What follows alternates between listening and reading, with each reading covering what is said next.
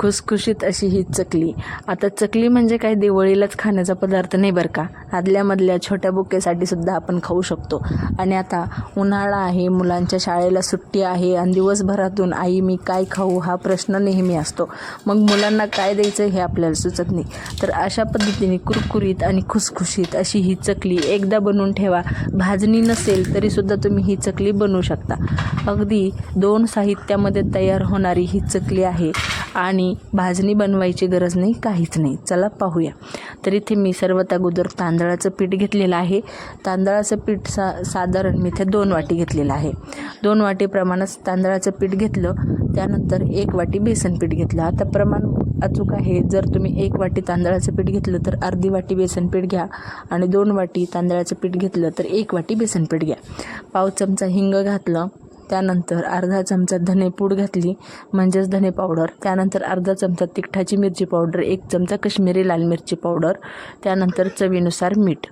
इतके जे आहे यामध्ये मसाले घातले. त्यानंतर 1 चमचा पांढरे तीळ घातले आणि तिळाची चव भन्नाट लागते त्यामुळे नक्की घाला. त्यानंतर 1 चमचा ओवा हातावर छान पद्धतीने क्रश करून घातला, जेणेकरून याचा स्वादसुद्धा छान येतो. आणि ओवा जो आहे आता चकली कुरकुरीत असल्यामुळे थोडीशी पचायलासुद्धा जड असते, त्यामुळे ओवा जो आहे पचनासाठी उत्तम आहे. अगोदर हे सगळे सुके मसाले व्यवस्थित एकत्रित करून घेतले. हवं तर तुम्ही या ठिकाणी 4 चमचे तेल घालून छान असं चोळूनसुद्धा घेऊ शकता किंवा मग तुम्हाला एक दुसरी पद्धतसुद्धा मी तुम्हाला दाखवते. आता हे पीठ लावण्यासाठी इथे जर या ठिकाणी उकळतं पाणी घेतलेलं आहे. खळखळ उकळतं पाणी 1 वाटी घातलं. त्यानंतर इकडेच मी लगेचच 2 पळी तेल घातलं. पोह्याच्या चमच्याने म्हणाल तर 4 चमचे इतकं तेल घातलं. तेल हे नॉर्मल टेम्परेचरचं घातलं, पण पाणी उकळतं असायला हवं. आता 3 वाटी जे आहे आपलं संपूर्ण पीठ होतं, तर यासाठी 1.5 वाटी आपल्याला पाणी लागणार आहे. त्यामुळे मी सर्वात अगोदर 1च वाटी पाणी घातलं, जेणेकरून पाण्याचं प्रमाण आपल्याला कळावं. त्यानंतर आपण परत पाणी घालूया. तर आणखीन हे उकळतं पाणी जे आहे आणि बाकीचं अर्धी वाटी जे पाणी राहिलेलं आहे ते थोडं थोडं करून आपण यामध्ये घालून घेऊया. आता हे पाणी भरपूर प्रचंड गरम होतं, त्यामुळे अगोदर चमच्याने मिक्स करते, जेणेकरून हाताला सोसण्यासारखं झालं की मग हाताच्या साहाय्याने हे पीठ जे आहे लावून घेऊया. आता हे पीठ जे आहे भरपूर प्रमाणात घट्ट असतं चकलीचं आणि जर आपण पातळ पीठ केलं तर काय होतं, काटेरी अशी चकली होत नाही किंवा मग खुसखुशीत होत नाही, कुरकुरीत होत नाही, नरम चकली होती आणि चकली व्यवस्थित पडत. त्यासाठी लावताना ना पीठ घट्टसरच लावायचं, जेणेकरून आपली चकली व्यवस्थित होते आणि भरपूर काळापर्यंत छान अशी कुरकुरीत तयार होते. त्यामुळं इथे मी काय केलं आहे, साधारण 1च वाटी पाणी अगोदर घातलं होतं आणि जसं लागेल ना तसं पाणी नंतर घातलेलं आहे. तर 1.5 वाटीपेक्षा थोडंसं 2 चमचे जास्त पाणी होतं, पण बरोबर मला 1.5 वाटी पाणी या ठिकाणी लागलेलं आहे. आता भरपूर पाणी एकदाच न घालता थोडं थोडं घालायचं. म्हणजे 3 वाटी पीठ असलं की 1 वाटी पाणी घालायचं आणि ज्यावेळेस 2 वाटी पीठ असलं ना तर त्याला 1.25 वाटी असं पाणी या ठिकाणी घालायचं. तर अशा पद्धतीने मेजरमेंट ठेवलं ना तर चकली अजिबात फसणार नाही आणि भाजणी नसतानासुद्धा छान अशी ही काटेरी आणि कुरकुरीत खुसखुशीत आणि भरपूर काळ टिकणारी ही चकली जी आहे तयार होईल. तर हे बघा अशा पद्धतीने जे आहे घट्टसर पीठ लावून घेतलेलं आहे.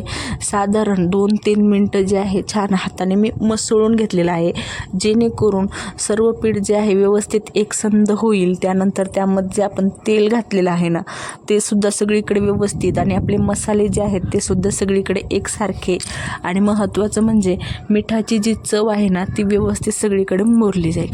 त्यामुळं मी साधारण 3 ते 4 मिनटं हे पीठ जे आहे अशा पद्धतीने मसळून घेतलेलं आहे. आता ह्या पिठाला खूप जास्त वेळ भिजवायचं वगैरे काही नसतं. हवं तर 5 मिनटं रेस्ट दिली तरीसुद्धा चालेल, पण तितकी आपण रेस्ट दिली ना ते पीठ तितकं सुकतं आणि मग चकली व्यवस्थित होत नाही, अशी सुकल्यासारखी होते. त्यामुळं अजिबात रेस्ट देण्याची गरज नाही ह्या पिठाला, कारण आपण गरम पाणी घातलेलं आहे त्यामुळं पीठ हे आकस्त झालेलं आहे. तर हे बघा असं पीठ या ठिकाणी लावून घेतलेलं आहे. त्यानंतर साचा घेतला आणि इथे चकलीची जी जाळी असते ना ती घेतली. आता ही जी खडबडीत बाजू असते ना ती खालच्या साईडने घ्यायची आणि जी मऊ बाजू असते ना चाळणीची ती वरून घ्यायची. अशा पद्धतीने सोऱ्या जो आहे फिक्स करून घेतला आणि यातमध्ये लगेचच आपण पीठ घालून घेऊया. तर पिठाला थोडंसं परत मी हे केलं. जितकं आपण पीठ असंच ठेवतो ना तितकं पीठ या ठिकाणी सुकल्यासारखं होतं, म्हणून या पिठाला जे आहे सारखी मालिश देऊन घ्यायची, म्हणजे पीठ जे आहे सुकल्यासारखं होत नाही. तर हे बघा, अशा पद्धतीने पिठाचा जो आहे या ठिकाणी रोल करून घेतला आणि हा जो रोल आहे साच्यामध्ये भरून घेतला. जितकं बसेल ना तितकं पीठ एकदाच घालायचं, जेणेकरून भरपूर आपल्या चकल्या जे आहे व्यवस्थित तयार होतील.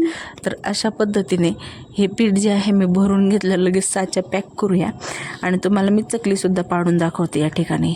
तर हे बघा, जेणेकरून व्यवस्थित अशी ही चकली पडली जाईल. एक तार काढून दाखवते किती काटेरी अशी ही तयार होत आहे. तर हे बघा, अशी चकली जी आहे तयार होत होती. लगेचच एका मागोमाग सर्व चकल्या आपण करून घेऊया. आता ज्यांना या ठिकाणी चकली जमत नाही किंवा चकलीचा शेप जमत नाही ना, त्यांनी काय करायचं, असेच आपण जसे शेवचे वेडे घेतो ना तेलामध्ये, किंवा शेवचे जे घाणे घेतो ना, तशाच पद्धतीने तळली आणि नंतर मस्त असे त्याचे तुकडे जरी करून घेतले ना तरीसुद्धा चालतील. म्हणजे ज्यांना चकलीचा शेप येत नाही पण चकलीची चव चाखायची आहे ना, त्यांच्यासाठी हा उत्तम पर्याय आहे. तर तुम्ही अशा पद्धतीने करू शकता.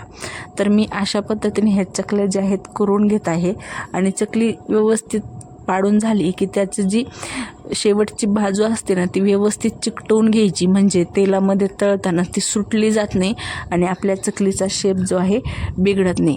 आता एका वेळेस जितक्या चकल्या पाडून घ्यायच्या तितक्या पाडून घ्यायच्या आणि मग तळून घ्यायच्या, पण खूप जास्त न पाडता साधारण 5-6 खूप सुकल्यासारख्या चकल्या नको. तर अशा पद्धतीने चमच्यावर किंवा मग झाऱ्यावर चकली उचलून घ्यायची आणि अलगद तेलामध्ये सोडायची. आता तेल किती गरम हवं, तर इतकं तेल चकली घातली की छान बुडबुडे आले पाहिजे आणि लो टू मीडियम फ्लेमवर ही चकली जी आहे तळून घ्यायची. लो टू मीडियम फ्लेमवर चकली तळली ना छान कुरकुरीत होते आणि खूप जास्त आतून कच्ची राहत नाही. अशा पद्धतीने ही चकली जी आहे तयार होते. आणि ज्यावेळेस थोडेसे बुडबुडे थांबले जातील ना त्यावेळेस काय करायचं, ही चकली जी आहे तेलाची बुडबुडे थांबले की मग वरची बाजू जी आहे तेलामध्ये पलटवून घ्यायची आणि छान सोनेरी गोल्डन रंग येईल ना अशा पद्धतीने चकली तयार करून घ्यायची. 1-2 महिने सहज कुरकुरीत राहणारी चकली आहे. टाईमपास स्नॅक आहे. हवं तर चहासोबतसुद्धा खाऊ शकता, प्रवासासाठी सुद्धा नेऊ शकता. पार्टी असेल किंवा काही असेल तर तुम्ही ही चकली जी आहे स्नॅक्ससाठी ठेवू शकता. तर अशा पद्धतीने ही जी चकली आहे तयार होते. छान निथळून काढून घ्यायची, जेणेकरून तेलाचा अंश जो आहे यामध्ये येणार नाही आणि पूर्णतः थंड झाली चकली की मगच डब्यामध्ये भरायची. गरम गरम असताना भरली तर चकली चिवट होऊ शकते. त्यानंतर त्याच पद्धतीने परत चकल्या तेलामध्ये सोडून घेतल्या आणि लो टू मिडियम फ्लेमवर जे आहे चकल्या तळून घेतल्या. तर अशाच पद्धतीने ही जी चकली आहे संपूर्ण तळून घेतली. छान असा सोनेरी रंग येईल ना इतके तळून घ्यायची. तळताना घाई करायची नाही, हाय फ्लेमवर अजिबात तळायची नाही, जेणेकरून आपली चकली जी आहे आतून कच्ची राहील. तर काय करायचं, तर तळताना लो टू मिडियम फ्लेमवर तळायची आणि छान रंग येईपर्यंत तळून घ्यायची. चकली तळताना खूप पेशन्स ठेवणे गरजेचे आहे. साधारण एका वेळेसची चकली तळण्यासाठी 3 ते 4 मिनटं सहज लागतात. त्यामुळं चकली तळताना अजिबात घाई करायची नाही. तर हे बघा, मस्त अशी ही खुसखुशीत चकली तयार झाली. तुम्हाला दाखवते मी. अगदी काटेरी छान अशी ही एकाच रंगाची तळलेली आणि महत्त्वाचे म्हणजे ज्यांना चकलीचा शेप जमत नाही ना त्यांच्यासाठी सुद्धा उत्तम पर्याय मी यामध्ये सांगितलेला आहे. ते सुद्धा चकलीची चव जी आहे चाखू शकतील.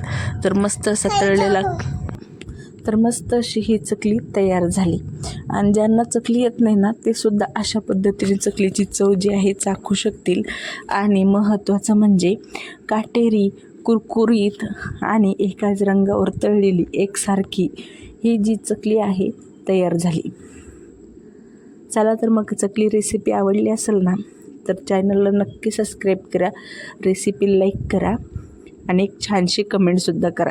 पुढची रेसिपी तुम्हाला कशाची पाहायला आवडेल हे सुद्धा मला कमेंट करून सांगा. रेसिपी थोडी जरी आवडली असेल तर चॅनलला नक्की सबस्क्राईब करा आणि ही रेसिपी त्यांना सगळ्यांना पाठवा ज्यांना बिना भाजणी चकली करता येत नाही किंवा मग बिना भाजली चकली कशी करावी हे सुद्धा माहीत नाही.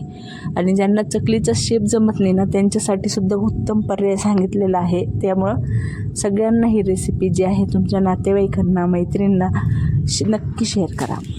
आणि आता चकलीचा आवाजसुद्धा ऐका. मस्त अशी ही कुरकुरीत खुसखुशीत चकली तयार झाली. नक्की चॅनलला सबस्क्राईब करा आणि रेसिपीला लाईकसुद्धा करा. रेसिपी जास्तीत जास्त शेअरसुद्धा करा आणि ही चकली एकदा नक्की ट्राय करा. तुमचा अनुभव माझ्यासोबत शेअर करा.